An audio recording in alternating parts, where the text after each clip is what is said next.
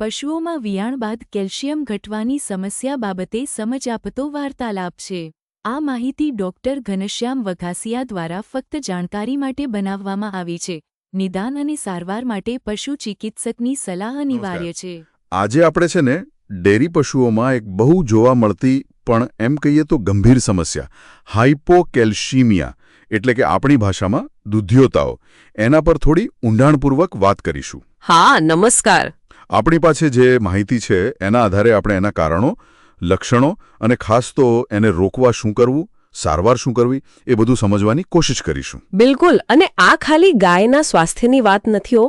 આ તો આખા ડેરી ફાર્મના અર્થતંત્ર પર અસર કરે છે. સાચી વાત. ખાસ કરીને જ્યારે ગાય વિયાય પછી દૂધ ઉત્પાદન એકદમ વધે ને ત્યારે એના શરીર પર કેલ્શિયમ માટે બહુ જ દબાણ આવે અને ત્યાંથી જ આખી વાત શરૂ થાય છે. તો ચાલો શરૂઆતથી જ સમજીએ આ હાઇપોકેલ્શિમિયા, આ દૂધિયોતાવ એ છે શું ખરેખર? સીધી વાત છે.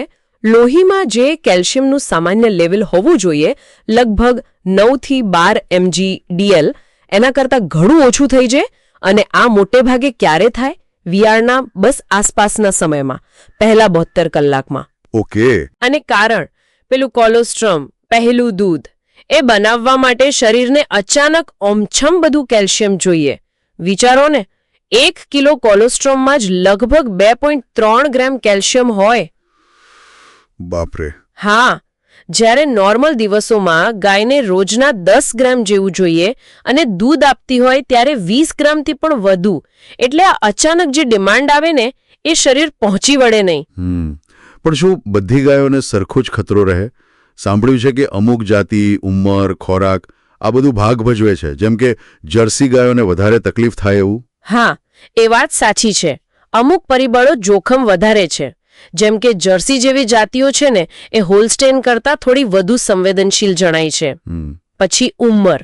જેમ ગાય મોટી થતી જાય, ખાસ કરીને ત્રીજા કે ચોથા વિયાણ પછી, એમનામાં આ તકલીફ વધુ જોવા મળે. કેમ કે એમની જે હાડકામાંથી કેલ્શિયમ છૂટું પાડવાની અને આંતરડામાંથી શોષવાની જે ક્ષમતા હોય ને એ સમય જતાં ઓછી થતી જાય છે. એટલે શરીરની કાર્યક્ષમતા ઘટે એમ. બરાબર. અને ખોરાક એ તો બહુ જ અગત્યનો. ખાસ કરીને વિયાણ પહેલાના ખોરાકમાં જો પોટેશિયમ વધારે પડતું હોય ને. પોટેશિયમ એ કેવી રીતે અસર કરે? એ છે ને શરીરમાં મેટાબોલિક આલ્કલોસિસ જેવી સ્થિતિ ઊભી કરી શકે. એનાથી પેલો પેરાથાઇરોઇડ હોર્મોન એટલે કે PTH જે કેલ્શિયમનું લેવલ જાળવે એ બરાબર કામ ન કરી શકે. એની અસરકારકતા ઘટી જાય. ઓહ. અને પેલું મેગ્નેશિયમનું શું? એની ઉણપ પણ નડે? ચોક્કસપણે. મેગ્નેશિયમ તો જાણે PTH માટે ચાવી જેવું છે.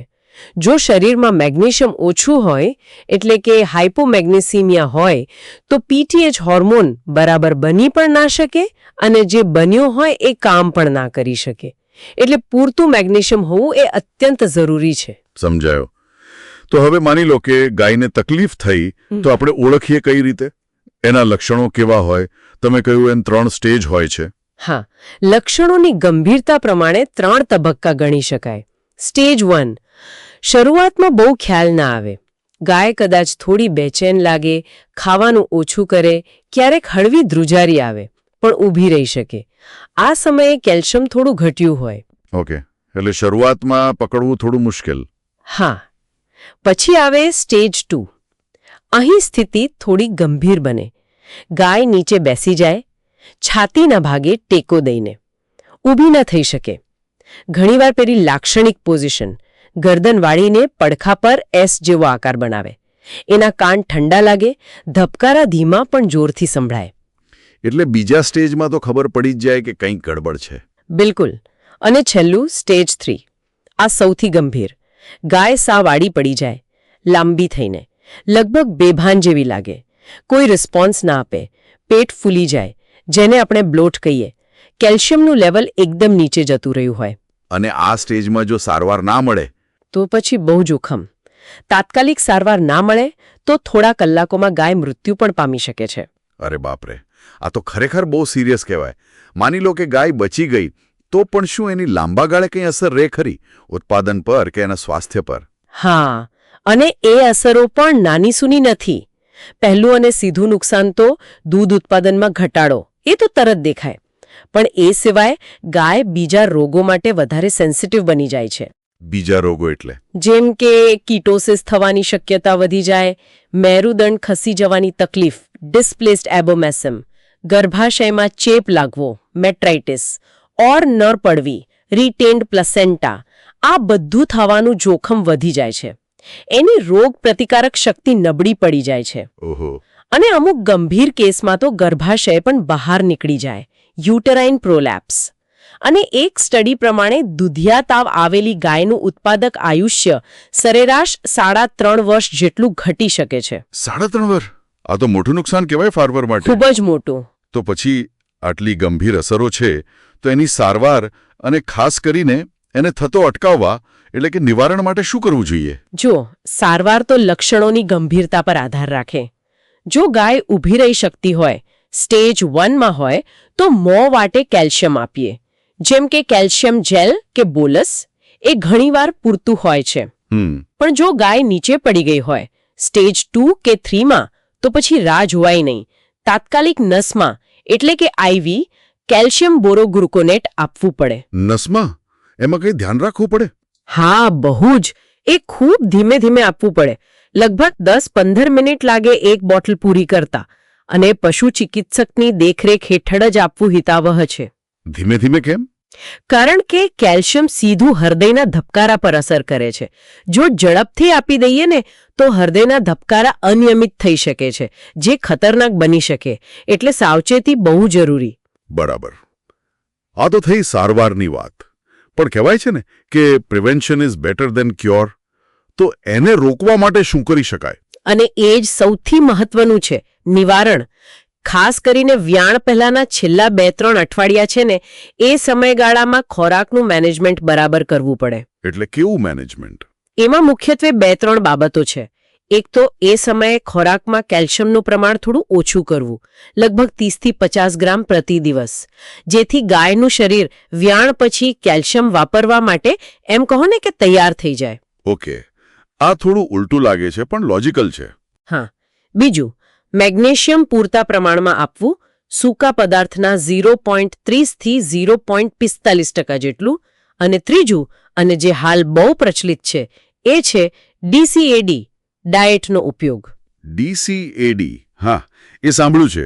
Dietary cation anion difference. એ શું છે અને કેવી રીતે કામ કરે, જરા સરળ ભાષામાં સમજાવશો? ચોક્કસ. ડીસીએડી એટલે આપણે ખોરાકમાં અમુક ખાસ પ્રકારના ક્ષાર, જેને એનાયોનિક સોલ્ટ કહેવાય, એ ઉમેરીએ છીએ. આનાથી શું થાય કે ગાયનું લોહી સહેજ એસિડિક બને. આ એસિડિક વાતાવરણ પેલું પીટીએચ હોર્મોન છે ને, એને એના રિસેપ્ટર્સ સાથે વધુ સારી રીતે જોડાવામાં મદદ કરે છે. એટલે હોર્મોન વધુ અસરકારક બને એમ? બરાબર. અને પરિણામે શરીર હાડકામાંથી અને ખોરાકમાંથી કેલ્શિયમ વધુ સહેલાઈથી મેળવી શકે છે અને વાપરી શકે છે. એટલે વ્યાણ સમયે જે કેલ્શિયમની અચાનક જરૂર પડે, એને પહોંચી વળવા શરીર તૈયાર હોય છે. વાહ, આ તો સરસ ટેકનિક છે. હા, અને ખૂબ અસરકારક પણ સાબિત થઈ છે. બીજું એક નાનું પગલું એ પણ છે કે વ્યાણ પછી તરત જ ગાયનું બધું દૂધ એકસાથે દોઈ ન લેવું, થોડું રહેવા દેવું. ઓકે, તો આખી ચર્ચા પરથી એમ સમજાય છે કે દૂધિયો તાવ એ મૂળભૂત રીતે વ્યાણ સમયે કેલ્શિયમની જે જોરદાર માંગ ઊભી થાય છે અને શરીર એને પહોંચી વળવા માટે જે સંઘર્ષ કરે છે, એની વચ્ચેના અસંતુલનનું પરિણામ છે. અને એમાં જાતિ, ઉંમર, પણ ખાસ કરીને પોષણ એ બહુ મોટો ભાગ ભજવે છે. એકદમ બરાબર. અને મુખ્ય વાત એ જ કે જો આપણે પશુપાલનની યોગ્ય પદ્ધતિઓ અપનાવીએ, ખાસ કરીને વ્યાણ પહેલાના સમયમાં ખોરાકનું ધ્યાન રાખીએ, જેમ કે ડીસીએડી અને મેગ્નેશિયમનું સ્તર જાળવીએ, તો આ ગંભીર તકલીફને મોટા ભાગે ટાળી શકાય છે. અને જો થાય તો લક્ષણો વહેલા ઓળખીને તરત સારવાર શરૂ કરવી એ ગાયના સ્વાસ્થ્ય અને ઉત્પાદકતા બચાવવા માટે ચાવીરૂપ છે. બિલકુલ. આજના આ વિષય પર આપણે ઘણી ઉપયોગી માહિતી મેળવી. આ ચર્ચા પૂરી કરતા પહેલા એક વિચાર આવે છે જેના પર કદાચ આપણે સૌએ વિચારવું જોઈએ.